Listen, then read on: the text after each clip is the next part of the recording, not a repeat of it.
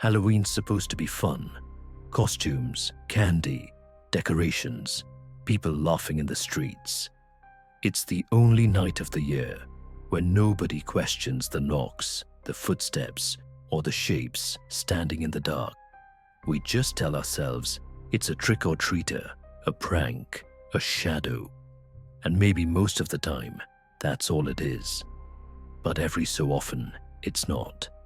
And when it isn't, that's when Halloween stops feeling like a holiday and starts to feel like something else entirely. So turn off the lights, get comfortable, and let's begin. The Mask. You ever have one of those moments when you realize too late that something's wrong? That's what this felt like. It was Halloween night, close to 1 in the morning. I was driving home from a friend's place a few towns over. They'd had a small get-together, just a few of us hanging out, watching horror movies, talking. Nothing wild.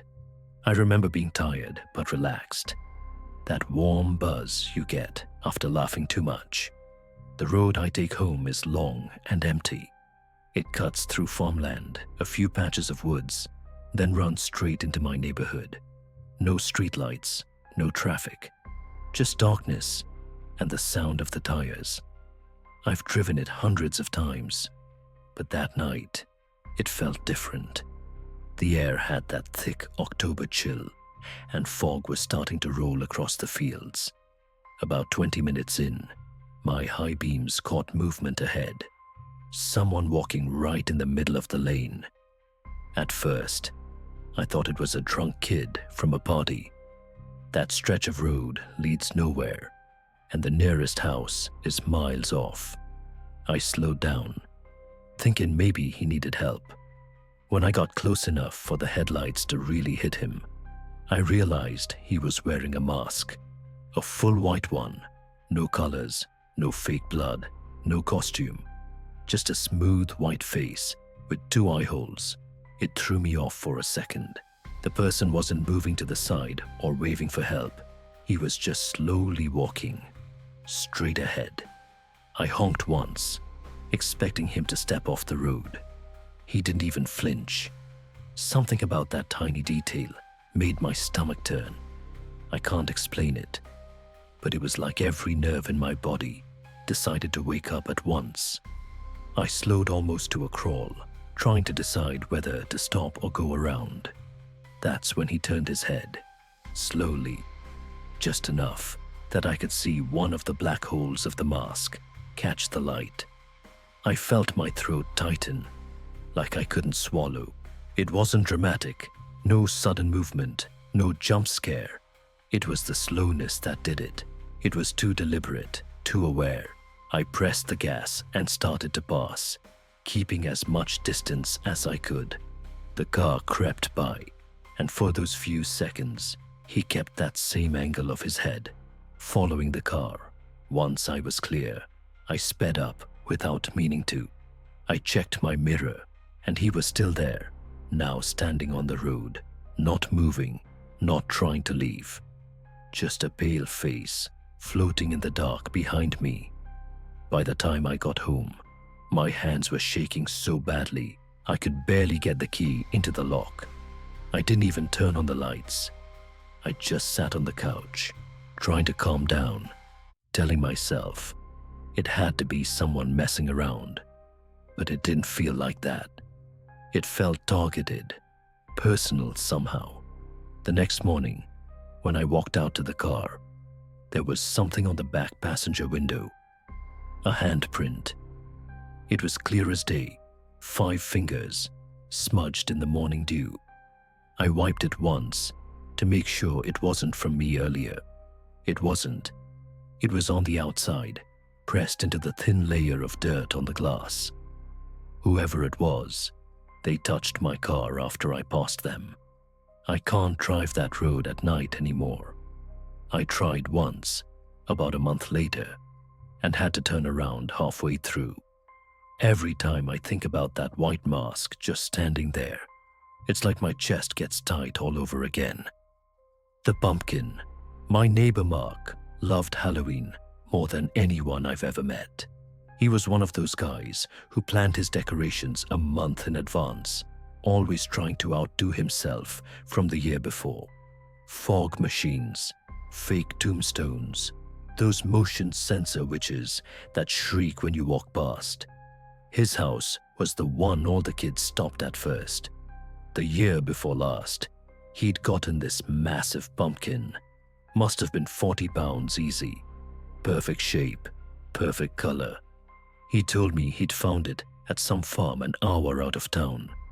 He carved it the day before Halloween, and I remember him calling me over to look at it. He'd done this amazing face, wide grin, sharp teeth, eyes that somehow looked alive when the candle was inside.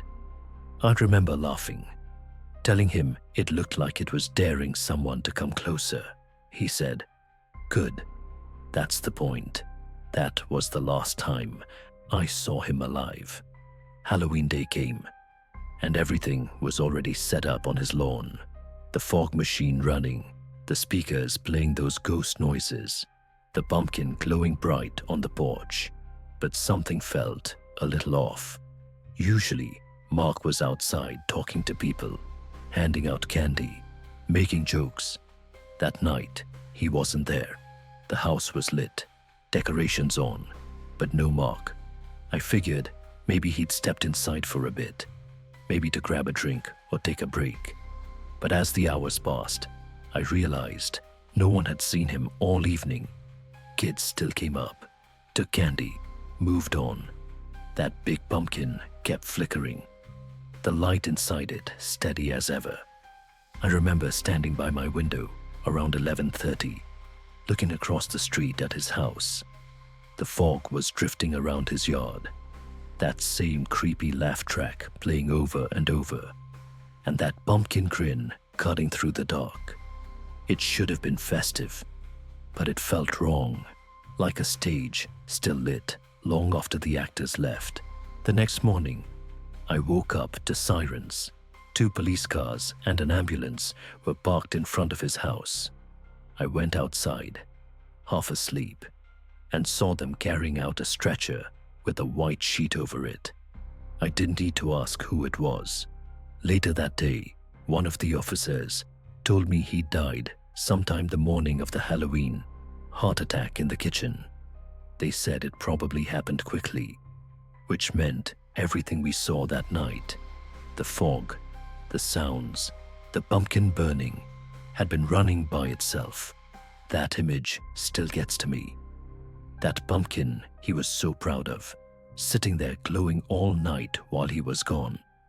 The candle inside burned until it finally gave out sometime after 3 in the morning. When they found it the next day, the wax had melted into a puddle, the inside black with soot, but the carved grin still perfect. I still live across from that house. The new family keeps it nice. Bright porch lights, no decorations. But every Halloween night, when the neighborhood starts to quiet down, I always end up glancing at that spot where his pumpkin used to sit. I don't know why. Maybe just habit. The porch light. Halloween nights usually end kind of soft. Kids gone. Candy wrappers on the street. That strange calm that falls over the neighborhood. It was like last year when I finally got home from work. It was a little after midnight, quiet enough that I could hear the wind moving the paper decorations on my porch. Everything looked normal, except for one thing. The porch light was off. Now, I always leave it on when I'm not home. It's habit. So, when I saw it dark, I figured the bulb had burned out. I remember juggling my keys, half tired, walking up the steps and thinking how cold the air felt. But when I looked up, the bulb wasn't burned out. It had been unscrewed just enough to kill the light. And that stopped me. You know that moment when your brain catches up a second late? It was that. Because for someone to do that, they had to stand right there where I was standing. I looked down at the candy bowl I'd left out earlier. It was empty, which I expected, but it was sitting dead center on the top step, perfectly lined up, not even bumped. That's when the quiet started to feel heavier, like the air itself got thicker. My skin prickled. I tried to brush it off and open the door, but then I saw my security camera. It's this small black dome right above the frame. Usually, it faces straight down the steps, but that night, it was turned toward the wall. I just stared at it for a minute, because that meant whoever had been there knew it was there. They looked right at it and reached up to move it. I went inside, locked the door, and stood there in the hallway with my phone in my hand. Every sound felt louder than it should. The hum of the fridge, the clicking of the baseboard heater, even my own breathing. I opened the camera app and scrolled through the feed. And the last video was time-stamped 9:48 p.m. There was someone at the bottom of my steps. They were just standing there, facing the house, wearing a hoodie with the hood up. And then the video froze. The next clip was static. I don't remember how long I sat there watching that screen. My heart was hammering, but I couldn't look away. I must have replayed it 10 times, hoping I'd notice something different. Maybe a reflection, a car, anything that would explain it. But there was nothing, just that still figure and the camera cutting out. I called the police. When they came, I told them what I saw. They said it was probably a kid playing a prank, that people mess with cameras all the time on Halloween. The officer was nice about it, but I could tell from his face that he didn't think it was funny either. He told me to keep my lights on and make sure the locks were solid. For the next week, I couldn't fall asleep before sunrise. Every time the house settled or the heater clicked, my whole body tensed up. And every night, I caught myself glancing at that porch light, half expecting it to go out again. Nights like these have a way of staying with you. They start out normal, quiet streets, familiar places, and then something happens that you can't quite explain. And no matter how much time passes, part of you still wonders what really happened out there. Which story unsettled you the most tonight? Let me know in the comments. And if you've got one of your own, you can share it too. If you enjoyed the video, don't forget to like, share, and subscribe. It truly helps this channel grow and keep these horrors coming. I'll see you in the next video. And until then, sleep well.